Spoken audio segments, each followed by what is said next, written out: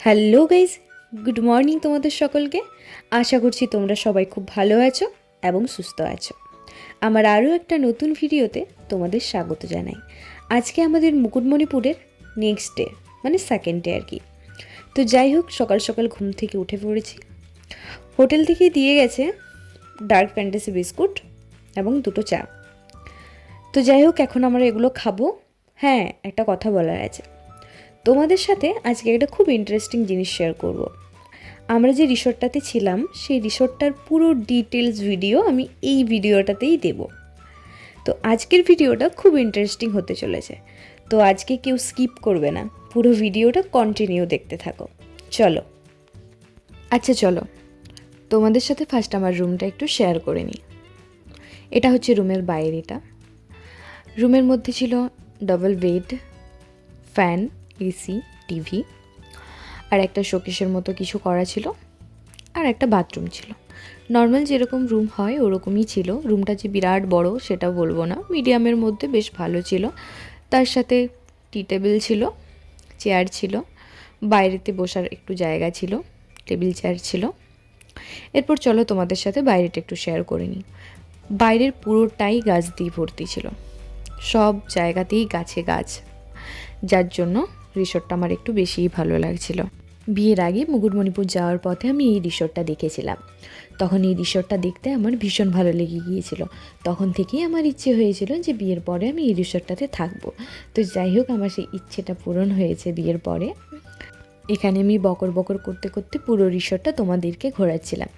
এই যে দেখো, আমার পাশে একটা মুরগির খাঁচা রয়েছে। আমার মনে হয় পরে মাংস করার জন্য হয়তো এখানে মুরগিগুলোকে স্টোর করে রাখা হয়। এছাড়াও এই রিসর্টে অনেক ইন্টারেস্টিং জিনিস রয়েছে। যেমন দেখো, এই রিসর্টের পিছন দিকে একটা দরজা রয়েছে। সেই দরজার থেকে একটা পাহাড় দেখা যায়। আমি জানি না সেই পাহাড়টার কী নাম, তবে এই দরজা থেকে না পাহাড়টাকে দেখতে না খুব ভালো লাগছিল। তোমরা যদি কেউ এই পাহাড়টার নাম জেনে থাকো তাহলে প্লিজ আমাকে একটু কমেন্ট করে বলো তো। এছাড়াও এখানে ছোটো মতো একটা গোয়াল ছিল, ছোটো মতো একটা রান্নার জায়গা ছিল। এখানে বহু রকমের গাছ ছিল। এত গাছের নাম আমি সত্যিই জানি না, তবে কিছু কিছু গাছের নাম জানি। যেমন ধরো, এখানে আম গাছ ছিল, টগর গাছ ছিল, গাঁদা গাছ ছিল, এইসবের নামগুলোই জানি। বাকি আরও অনেক গাছ ছিল যেগুলো নাম আমি সত্যিই জানি না। এই যে দেখো লাল ফুলটা, এই লাল ফুলটা আমি জানি না এটার কি নাম। তোমরা যদি জানো একটু বলো কমেন্টে। দেখো এখানে টগর আর গাঁদা ফুলগুলো কি সুন্দরভাবে ফুটে আছে, আর প্রচুর ফুটেছে না, দেখতে কি মিষ্টি লাগছে। একদম হলুদ গাঁদা ছিল এগুলো। আচ্ছা, আরও একটা ইন্টারেস্টিং বিষয় আছে।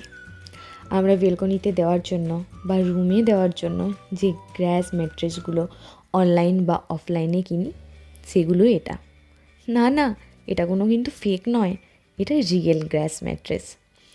যাই হোক, আমার এটা পুরো গ্রাস ম্যাট্রেসের মতোই লাগছিল, কিন্তু এগুলো অরিজিনাল ঘাস। দেখতে ভীষণই ভালো লাগছিল। ওখানটা দাঁড়াতে বলো, আমি তো শুয়েও ছিলাম কালকে রাত্রেবেলা, খুব ভালো লাগছিল বেশ। আচ্ছা, এটা দেখো, এটা দেখে কি মনে হচ্ছে বলো তো? একটা বড় স্টেজ। এটা স্টেজ কি স্টেজ না আমি কিন্তু সেটা জানি না। চোখ দিয়ে যেটা দেখে মনে হচ্ছিল, সেটা মনে হচ্ছিল এটা হয়তো কোনো বড় স্টেজ। আচ্ছা, এই জায়গাটা দেখো। এই জায়গাটাতে এলে মোটামুটি তোমরাও আমার মতো বাচ্চা হয়ে যাও, তাই না? ছোটোবেলার অনেক স্মৃতি মনে পড়ে যায় তখন। আমারও ছোটোবেলার অনেক স্মৃতি মনে পড়ছিল এই জায়গাটাতে এসে।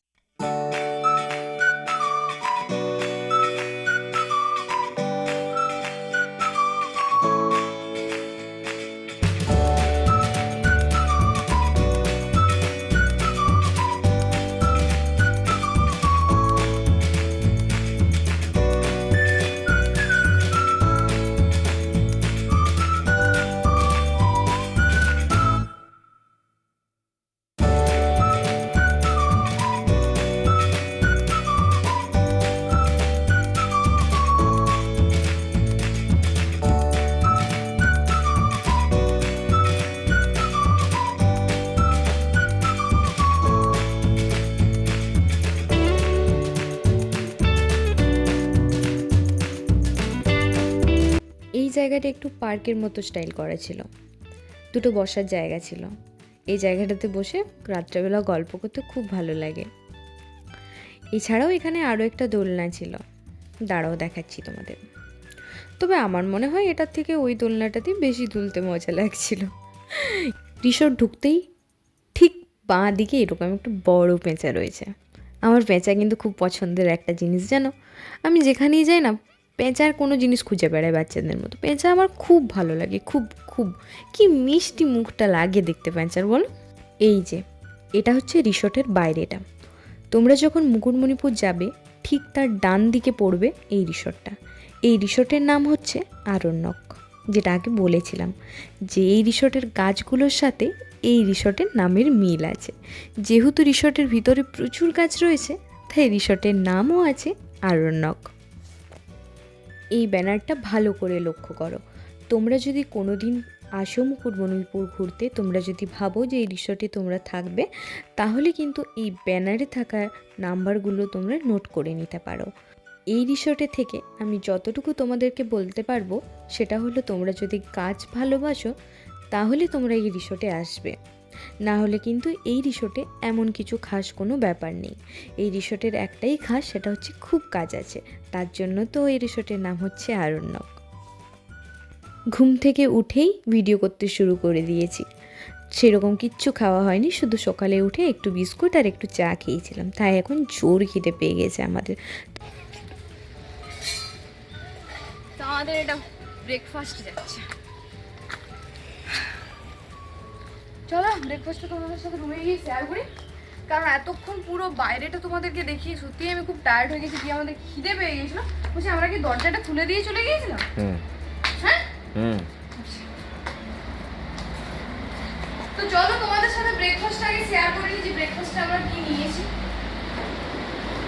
পুরো এই অবস্থাটা খারাপ, কারণ আমরা পরিষ্কার করতে একদমই জানি না, আর ইয়ে করতে জানি। দাঁড়াও, এখানে দিয়েছে তোমার হচ্ছে লুচি, তার সাথে হচ্ছে আলুর কিছু একটা তরকারি। আমার শরীরটা প্রচণ্ড খারাপ ছিল কালকে, খাওয়াটা একটু ঠিকঠাক হয়নি, তার জন্য আমি নিয়েছি ম্যাগি। আমি লুচিটা নিইনি, তার জন্য আমরা ম্যাগি নিয়েছি। তো চলো পুরো ব্রেকফাস্টটা আমরা কমপ্লিট করি, তারপরে তোমাদের সাথে আবার কথা হচ্ছে। এই যে আমার খাওয়া দাওয়া সব কিছু কমপ্লিট হয়ে গেছে, কিন্তু কি বলো তো, সে আবার একই সমস্যা, জল নেই। একে তো গ্রীষ্মকাল, তারপরে আবার জলের সমস্যা। কি মুশকিলে পড়লাম বলো তো। দুদিনের জন্য ঘুরতে এলাম এখানে, একটু জলের সমস্যা। ঠিক আছে, বাকি সব তো ভালো, এটুকু না হলে একটু ম্যানেজ করাই যায়, তাই না? যাই হোক, সব ভালো থাকবে, একটা খারাপ থাকবে না, সেটা কি আর হয় বলো। যেমন মানুষেরও প্রচুর ভালোর মধ্যে কিছু কিছু খারাপ গুণ থাকে, সেরকম এটারও ছিল একটু। ঠিক আছে, কোনো ব্যাপার নয়, ম্যানেজ করে নিয়েছি। যাই হোক, আর বেশি গল্প করলে চলবে না তোমাদের সাথে, কারণ আমাদেরকে এবার একটু রেডি হয়ে বেরোতে হবে। হঠাৎ করে জানো তো, ওর ডিউটি পড়ে গেছে। কিছু তো করার নেই বলো, কাজের জায়গায় তো কিছু করার নেই। মনটা একটু খারাপ হয়ে গিয়েছিল প্রথমে, যে আজকে রাতটা আমাদের থাকার কথা ছিল, কিন্তু হলো না। আমরা দুপুরবেলা লাঞ্চটা করেও বেরোতে পারি, আবার তার আগেও চলে যেতে পারি, কারণ এখান থেকে আমার শ্বশুরবাড়ি একটু দূরে, তো যেতে একটু সময় লাগবে। তো তার জন্য যদি সময় থাকে তাহলে লাঞ্চ করে যাব, নাহলে বাড়িতে গিয়ে লাঞ্চ করব। তো যাই হোক, চলো আমরা দুজনে রেডি হয়ে নিই বাড়ি যাওয়ার জন্য, তারপরেই তোমাদের সাথে দেখা করছি। অনেক ঘোরার ইচ্ছে ছিল গো আজকে সকালে, কিন্তু কি বলো তো, সব ইচ্ছেই যে পূরণ হবে এটা তো আর হয় না, মাঝে মাঝে কিছু ইচ্ছে অপূরণ হয়েই থেকে যায়। যাই হোক, চলো আমরা রেডি হয়ে নিই, তারপরে তোমাদের সাথে দেখা হচ্ছে। অলমোস্ট আমরা রেডি হতে পেরেছি, এখন বাজে হচ্ছে দুপুর 2টো। ভাবো আমরা কতটা সেন্সিটিভ মানুষ। সকালবেলা বেরোনোর কথা ছিল, আমরা বেরোচ্ছি দুপুর 2টোতে। যাই হোক, আমাদের কিন্তু লাঞ্চ হয়ে গেছে, লাঞ্চ করার পরই রেডি হয়েছি, সেটা শেয়ার করতে পারিনি। তো এই যে আমি, দেখো কেমন লাগছে আমাকে। খুব তাড়াতাড়ির মধ্যে রেডি হয়েছি, সেরকম কিচ্ছু করিনি, জাস্ট নর্মাল এই যে একটা কুর্তি পরেছি আর একটা স্ট্রেট প্যান্ট পরেছি। কুর্তির কালারটা কি যেন বেশ বলতে পারবো না গো, আমি যেগুলো নর্মাল কালার সেগুলো বলতে পারি, কিন্তু এই যেগুলো মিক্স করে থাকে বা একটু অন্যরকম কালারটা হয়তো মনে রাখতে পারি না। বাট প্যান্টের কালার ছিল ডার্ক পিঙ্ক, খুব মিষ্টি একটা পিঙ্ক, দেখতে খুব ভালো লাগছিল। কুর্তির আর প্যান্টের কালার কম্বিনেশনটা দারুণ লাগছিল সত্যি। এখানে ক্যামেরাতে অতটা পিঙ্ক মানে বুঝতে পারা যাচ্ছে না, কিন্তু রিয়েলি পিঙ্কের কালারটা খুব ভালো লাগছিল দেখতে। যাই হোক, আমার ক্যামেরার অপারের মানুষটাকে একটু দেখো কেমন লাগছে তাকে, ওকে খুব সুন্দর লাগছিল দেখতে। যাই হোক, আর মন খারাপ করে লাভ নেই, বেশি কথা বলবো না, তাড়াতাড়ি বেরোতে হবে। তাড়াহুড়ো করে আমরা আমাদের লাগেজপত্র সমস্ত গুছিয়ে নিয়ে ভেবেছিলাম বেরিয়ে যাব তাড়াতাড়ি। কিন্তু ওই যে বললাম, সব কিছু কি তোমার ইচ্ছে মতো সবসময় কাজ হবে না। তাই আমাদের ইচ্ছে মতো আমাদের যাওয়াটা হয়নি। কারণটা বলছি তোমাদের। এই যে দেখতে পাচ্ছ, হঠাৎ করে মেঘের কি পরিবর্তন, হঠাৎ করে বৃষ্টি নেমে গিয়েছিল। মাটিটাও ঠিক করে ভেজেনি, কিন্তু ওয়েদারটা খারাপ হয়ে গিয়েছিল। মেঘটা তোমাদের দেখাচ্ছি, মেঘটা কি অন্ধকার করেছিল। ভেবেছিলাম আজকের দিনটা হয়তো এখানে থেকে যেতে হবে। যাই হোক, সেটা আর হয়নি, কারণ একটু পরেই ওয়েদারটা আবার ঠিক হয়ে গিয়েছিল। ওয়েদারটা ঠিক হওয়া পর্যন্ত আমরা এখানেই ওয়েট করেছিলাম, তারপরেই আমরা বেরিয়েছিলাম। এই যে দেখো, ওয়েদারটা আবার আগের মতো নর্মাল হয়ে গেছে, তারপরেই আমরা বেরোচ্ছি।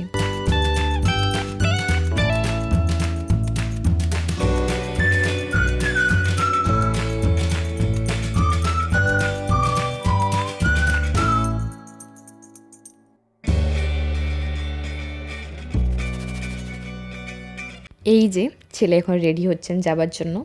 2 থেকে 3 ঘন্টা বাইক চালাতে হবে, তার আগের থেকে একটু প্রিপারেশনটা নিয়ে নিচ্ছে। আমি একটা সত্যি কথা বলবো, আমার কিন্তু মোটেও যেতে ইচ্ছে করছিল না। আমার মনে হচ্ছিল আমি আরও কিছুক্ষণ থেকে যাই এখানে, আবার হঠাৎ করে বৃষ্টিটা নামিয়ে দিই। কিন্তু হ্যাঁ, ওকে কিন্তু সেটা বলিনি, বাট আমার মনে মনে এটাই চলছিল, আবার হঠাৎ করে বৃষ্টিটা নামিয়ে দিই, তাহলে আবার থেকে যাই, তাহলে আজ আমাদের যাওয়া হবে না, আজকের দিনটা আমি এখানেই থাকতে পারবো। তবে এটা আমার মনে হয় আমার একার নয়, প্রত্যেকটা মেয়েরই মনে হয় এরকম মনে হয় কোথাও ঘুরতে গেলে, যে আরও একটা দিন বেড়ে যাক, আরও একটা দিন থেকে যায়, কোনো কারণের জন্য যেন না যাওয়া হয়। তো আমারও ওটাই মনে হচ্ছিল, কিন্তু কি করব বলো। যাই হোক, সেটা আর হয়নি, আমাদের যাওয়াটা হয়েছিল। এই যে বেরোচ্ছি আমরা এখান থেকে এবার। জানো তো, বাইকেই না আমার সব থেকে বেশি জায়গা ঘুরতে বেশি ভালো লাগে। আর আজকের ওয়েদারটা তো জাস্ট ওয়াও ছিল, কারণ যেহেতু একটু আগে বৃষ্টি হয়েছিল, তাই ঠান্ডা ঠান্ডা বাতাস দিচ্ছিল। তাই আমি ওকে বলছিলাম আমি এখন হেলমেটটা পরবো না, আগে একটু এই ওয়েদারটা এনজয় করি, তারপরে আমি হেলমেটটা পরে বেরোবো। তাই এই যে আমি একটু ওয়েদারটা ফিল করছিলাম। যাই হোক, আমি ওয়েদারটা ফিল করতে করতে যাই, আর ততক্ষণে হয়তো তোমাদেরও আমার ব্লগটা কমপ্লিট হয়ে গেছে দেখা। তো যাই হোক, আজকের ব্লগটা আমি এখানেই শেষ করছি। তোমাদের যদি আমার এই ব্লগটা ভালো লেগে থাকে তাহলে প্লিজ লাইক, কমেন্ট, শেয়ার করে দিও। আর যারা এখনও পর্যন্ত আমার চ্যানেলটাকে সাবস্ক্রাইব করোনি, তারা প্লিজ চ্যানেলটাকে সাবস্ক্রাইব করে নোটিফিকেশান বেলটা অন করে দিও, যাতে আমি যখনই ভিডিও আপলোড করি তোমরা সঙ্গে সঙ্গে দেখে নিতে পারো। তো চলো, আর বেশি দেরি করব না, আজ এখানেই রাখছি। কাল আবার দেখা হচ্ছে নেক্সট কোনো ভিডিওতে।